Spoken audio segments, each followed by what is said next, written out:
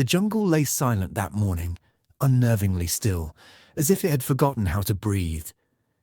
In war, quiet was never a comfort, it was a warning. From beyond the ridge came a low, rhythmic pulse, rotor blades slicing through mist and mountain air. Moments later, a helicopter rose above the tree line, banking over a bald hill surrounded by miles of green. That hill was Firebase Ripcord. By the end of July 1970, it would be remembered as one of the most brutal, least-known battles of the Vietnam War. At that time, Ripcord was little more than a mark on a map, another firebase under reconstruction in the A Shau Valley, a stretch of land the Americans had nicknamed Death Valley. Official reports called it routine. In reality, it was a match waiting for a spark. A few hundred men from the 101st Airborne Division were sent to re-establish the base. They built bunkers, dug trenches, and stacked sandbags beneath the distant echo of artillery. Most were barely out of high school, running on exhaustion and habit, counting the days until their rotation home. They didn't know that North Vietnamese army eyes were on them the entire time. Hidden in the dense valley below, thousands of enemy troops were preparing for a siege. Every ridge concealed gun positions. Every jungle path was lined with tripwires. Even as the Americans worked, their movements were being recorded, each landing, each supply run, each perimeter shift. Command believed the mission would be limited and brief, a few weeks at most. But soon, strange signs began to surface.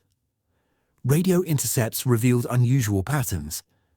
Night patrols returned with stories of footprints, dozens at first, then hundreds.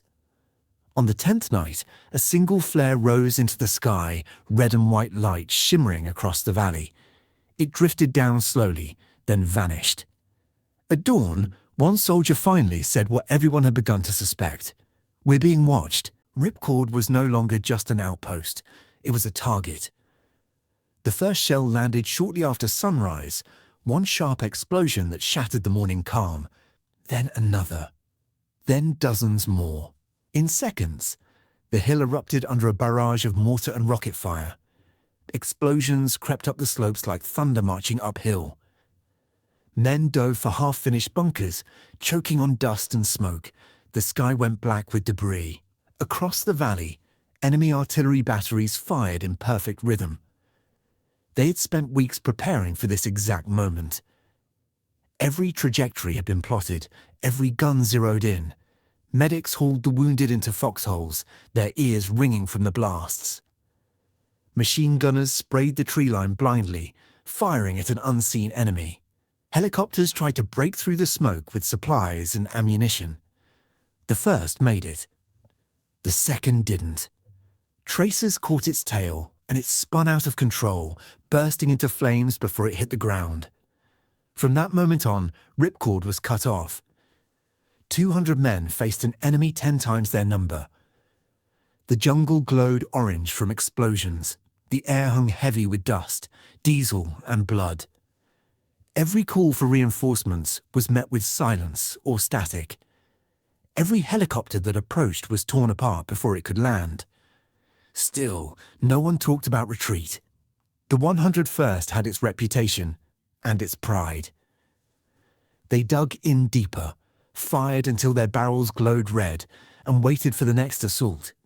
Within a week, Firebase Ripcord had been turned into a cratered wasteland. Every bunker was shredded. The men lived in the holes they dug themselves. Each day brought mortar fire before dawn, rockets at noon, snipers after sunset. Sleep vanished. There was no day, no night, only explosions. Helicopter pilots began calling it the meat grinder. Dozens of aircraft were shot down trying to reach the base. Those that managed to land hovered inches above the ground, one skid touching dirt as soldiers threw ammo and bodies aboard before takeoff. By the 10th day, water and ammunition were almost gone. The men collected rain in helmets, and still, no one spoke the word surrender. At night, the MVA came in waves, screaming through the wire, throwing grenades and satchel charges. The Americans fought them off with claymores and rifles, hand-to-hand in some places. When dawn came, the bodies lay twisted in the wire, the ground steaming from the heat. Reinforcements never arrived, and by then, no one expected them to. For 23 days, the defenders of Ripcord held the line, outnumbered 10-1, bombarded without rest, surviving only through grit and loyalty.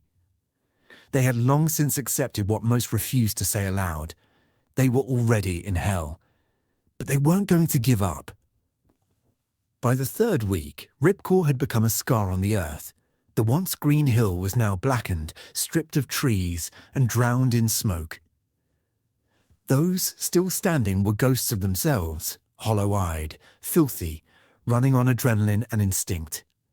Their uniforms were soaked with rain, their hands blistered from digging, their ears deafened by endless shell fire. Every sound could be the last thing they heard. Every movement meant death might be seconds away. The jungle around them had turned to ash and wire. Ripcord wasn't a base anymore. It was a wound that refused to close. When the order finally came, evacuate Ripcord, disbelief swept the battered hill. They had fought too long and lost too much to simply give it up. But command had made its decision. The position could no longer be held. For some, the order felt like relief. For others, it felt like a bitter betrayal. Either way, it meant one thing: they had to leave those they could not carry behind. The first helicopters came in low, rotors chopping through the smoke. Pilots hovered as soldiers hauled the wounded aboard. Trace of fire streaked the sky. Aircraft were struck and fell into the valley below. The air filled with shouted orders and the steady drum of small arms. Small groups remained to cover the withdrawal, firing until their magazines were empty. No one wanted to be the last person off the hill, but someone always was. As the final aircraft lifted, a few defenders kept firing to protect it. Then they ran and leapt for the skids while heavy fire tore across the landing zone. The helicopter climbed through smoke and tracer light. Below, Ripcord was swallowed by flames and dust. Minutes later, friendly artillery opened up from miles away.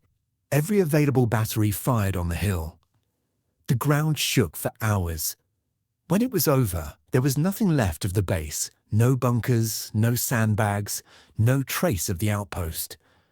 Only blackened earth and an uneasy silence.